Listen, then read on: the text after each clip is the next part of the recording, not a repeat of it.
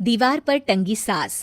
पंजाबी में कहावत है, सास चंगी होवे या ते दीवार ते टंगी होवे। संगीता की शादी भी एक ऐसे ही घर में होती है जहां उसकी सास दीवार पर टंगी होती है। ससुर और पति शादी के पहले दिन उसे सास की फोटो के सामने ले जाते हैं, जहां ससुर जी कहते हैं, बेटा बेटा संगीता, ये तुम्हारी सास थी, बहुत नेक और भली, लेकिन थोड़ी गुस्सैल थी। गुस्सा आने पर सब तहस नहस कर देती थी, पर अब ये इस दुनिया में नहीं है। हाँ संगीता, माँ होती तो तुम इनकी कोई बात टाल नहीं सकती थी, वरना तो माँ घर में भूचाल ले आती। संगीता मन में खुश होती है कि अच्छा है कि ऐसी औरत अब इस घर में नहीं है, लेकिन दिखावे के लिए वो जैसे ही सास की फोटो के सामने हाथ जोड़कर खड़ी होती है, ये क्या? सास उसे देखकर मुस्कुराने लगी। संगीता आंखों को मलकर एक बार फिर से देखती है, लेकिन फिर सास के चेहरे का भाव, भंगिमा यानी एक्सप्रेशन बिल्कुल बदले होते हैं।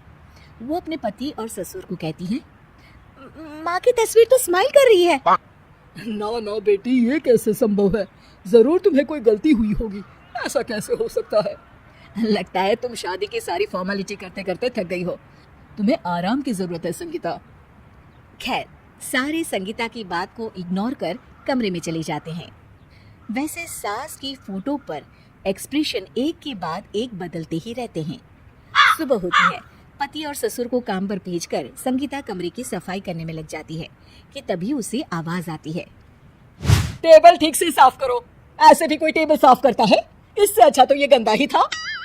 किसी औरत की आवाज सुन संगीता दंग रह जाती है और सोचने लगती है कि आवाज कहाँ से आई। आवाज को नजरअंदाज कर वो फिर से अपना काम करना शुरू करती है, लेकिन इस बार तो आवाज बिल्कुल उसके कान के पास से आती है। मेरा घर है ये, जब तक मैं थी चमका कर रखती थी, हर एक चीज शीशे की तरह थी। तुम्हें तो ना सफाई आती है ना कुछ पता है। क्यों तुम्हें मेरे घर की जिम्मेदारी दे दी गई है? पता नहीं तुमने मेरे बेटे को क्या दिखाई दिया। मैं होती तो एक से बढ़कर एक लड़कियों की लाइन लगा देती।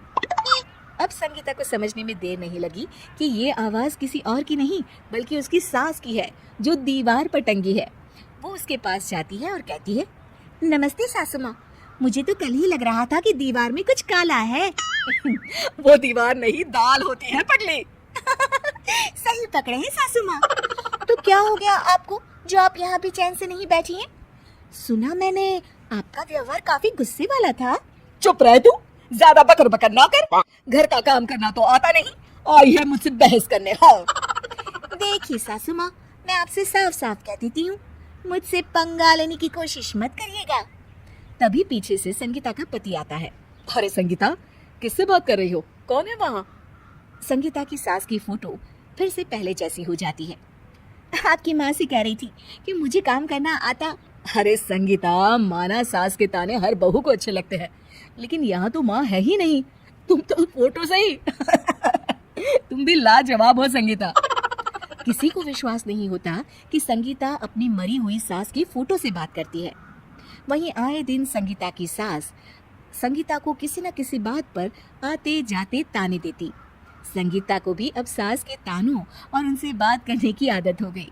वो कभी खानदान की कहानी तो कभी तीज त्योहार कैसे मनाए या किसी व्यंजन की रेसिपी सास से ही पूछती। सारा दिन घर में अकेली संगीता की सास अब उसके लिए तानों के साथ पक्की साथी की तरह भी रहने लगी थी, जो किसी और को नहीं बल्कि संगीता को ही सुनाई देती। तो देखा आपने, सास बहू का रिश्ता हर रिश्ते से ऊपर होता है, फिर चाहे वो खट्टा हो या मीठा।